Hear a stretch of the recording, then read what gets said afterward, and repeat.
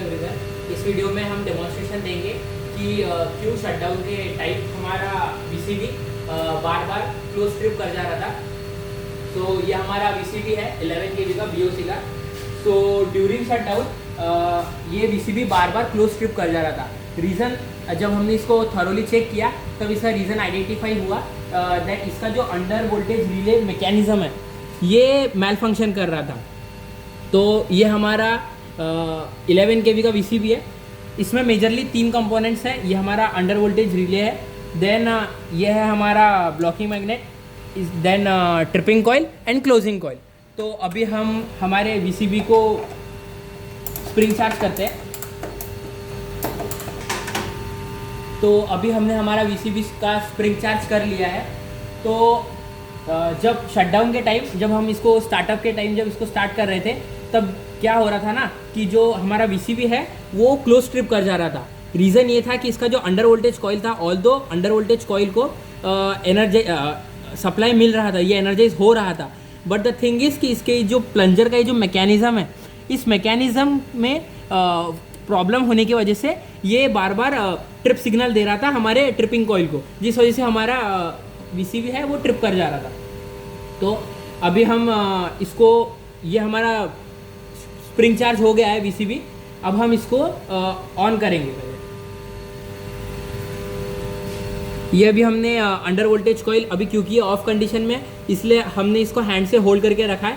ये under voltage coil को हमने ये ऐसे होल्ड कर रहा है। दैट मीन्स ये अभी जब चार्ज कंडीशन में ये जो मेटल फ्लैप है, ये मेटल फ्लैप चार्ज कंडीशन में ऐसा रहेगा, सो दैट ये जो प्लंजर है जो ट्रिपिंग कमांड देगा ये इसको होल्ड करके रखेगा। तो ये हमने अंडर वोल्टेज कॉइल को होल्ड कर रखा है, दैट मीन्स इसको बाईपास किया है।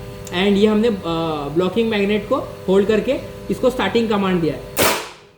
अब हमारा जो वीसीबी है वो ऑन कंडीशन में, अब हमारा वीसीबी जो है वो क्लोज कंडीशन में, राइट। देन ये जो हमारा अंडर वोल्टेज कॉइल है, अब आप इसको देख सकते हैं, जो प्लंजर, ये जो मेटल फ्लैप है इसको इस प्लंजर ने होल्ड करके रखा हुआ है। अगर जैसे ही हम इस अंडर वोल्टेज कॉइल के ये जो फ्लैप है, अंडर वोल्टेज रिले मैकेनिज्म का ये जो फ्लैप है, इसको हम जैसे ही रिलीज करेंगे ये प्लंजर ऊपर की तरफ मूव करेगा एंड हमारा ट्रिपिंग कॉइल को सिग्नल जाएगा कि इसको ट्रिप करना है, ठीक है। तो अब जैसे ही, अब इसको ठीक से हम नोटिस करेंगे, जैसे हम इस फ्लैप को रिलीज करेंगे ये ट्रिप कर जाएगा। रिलीज करना, तो जैसे ही हमने इस फ्लैप को रिलीज किया ये प्लंजर ऊपर की तरफ मूव हुआ और इसने सिग्नल दिया कि इसे ट्रिप करना है, ठीक है। तो अब हम देखते हैं इसकी जो, इसके पहले जो अंडर वोल्टेज कॉइल मैकेनिज्म लगा हुआ था वो दिखाता हूँ। तो ये हमारा एग्जिस्टिंगली ये अंडर वोल्टेज कॉइल का मैकेनिज्म इसके पहले लगा हुआ था जो फॉल्टी है। तो इसमें आप देख सकते हैं ये जो प्लंजर है इसका, ये जो प्लंजर है, ये जो डिस्टेंस है, ये जो स्प्रिंग जिस पे ये जो प्लंजर अटैच्ड है, ये आप डिस्टेंस देख सकते हैं, ये डिस्टेंस थोड़ा ज़्यादा हो चुका था।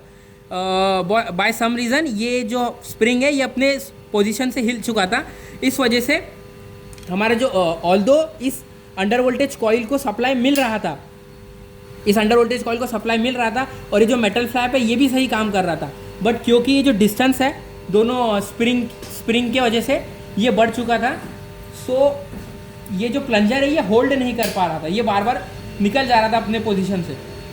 ये देख सकते हैं, इसको मैं अपने लोकेशन पे ला रहा हूँ बट स्टिल ये रिलीज़ हो जा रहा है। और यही एक रीज़न था कि हमारा जो वीसीबी है वो बार बार क्लोज ट्रिप कर जा रहा था। आप अभी भी देख सकते हैं, इसको हम होल्ड कराने की कोशिश कर रहे हैं, ये मैंने होल्ड करा है बट स्टिल ये होल्ड हो नहीं रहा है। द रीज़न, ये जो गैप है दोनों के बीच का ये काफ़ी बढ़ गया था।